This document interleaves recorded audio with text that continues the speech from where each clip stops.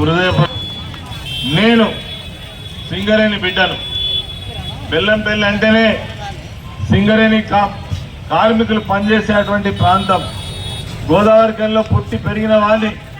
26 సంవత్సరాలు మా తండ్రితో పాటు మా అన్నదమ్ములందరూ కూడా సింగరేణి కుటుంబం.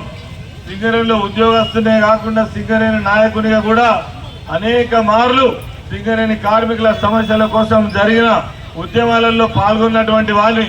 2-3 సందర్భాలలో అరెస్టు చేసి జైల్లో కూడా పెట్టినటువంటి చరిత్ర ఉన్న వాడిని. రేపు నాకు కార్మికుల పక్షాన ఏదైనా అన్యాయం జరిగినా, రేపు ఐటీ ఎగ్జామ్షన్ కావాలన్నా, పెన్షన్ విధానంలో మార్పు రావాలన్నా, ఇక్కడ అభివృద్ధి కావాలన్నా నాకుంటుంది ఆరాటం. మీ దుర్గం చిన్నయ్య గారికి ఉంటుంది తప్ప హైదరాబాద్ నుంచి వచ్చినటువంటి వాళ్ళకు ఈ ఆరాటం ఉన్నది.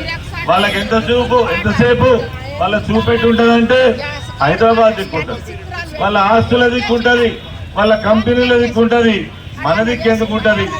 మరి ఇక్కడ పోటీలో ఓ కంపెనీలకు యజమాని ఒకవైపు ఉన్నాడు, ఓ కార్మికులకు నాయకుడిగా పనిచేసినటువంటి కొప్పుల ఈశ్వరు మన తరఫున ఉన్నాడు. నిజంగా మీ అందరి దీవెన ఉంటే కార్మిక పక్షపాతిగా మీ అందరికీ ఎల్లవేళలా అందుబాటులో ఉండి మరి మన సంక్షేమం కోసం, అభివృద్ధి కోసం, మన హక్కుల సాధన కోసం మీకోసం పోరాటం చేస్తారని సందర్భంగా మన గుర్తు కారు గుర్తు. ఇది 2వ నెంబర్ గుర్తు. ఫోటో ఉన్నది, కారు గుర్తున్నది. ఇట్లా మొత్తంగానే లైట్ వచ్చి కీ అని సౌండ్ వస్తే ఓటు పడ్డట్టు లెక్క. 2వ గుర్తుకు తప్పకుండా ఎందుకింత పర్టికులర్గా చెప్పాల్సి వస్తుందంటే ప్రతిసారి ఎన్నికలలో ఒక 8-10 వేల ఓట్లు వేరే వేరే గుర్తులకు పడుతున్నాయి. రెండవది అంటే కింద నుంచి 2వ వేస్తాను. కాబట్టి అట్లా చేయకుండా మీది నుంచి 2వది పోంగనే మీది నుంచే చూడాలి.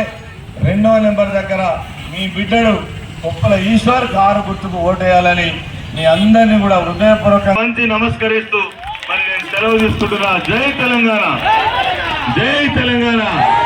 కేసీఆర్ గారి నాయకత్వం, కారు గుర్తుకే జై తెలంగాణ.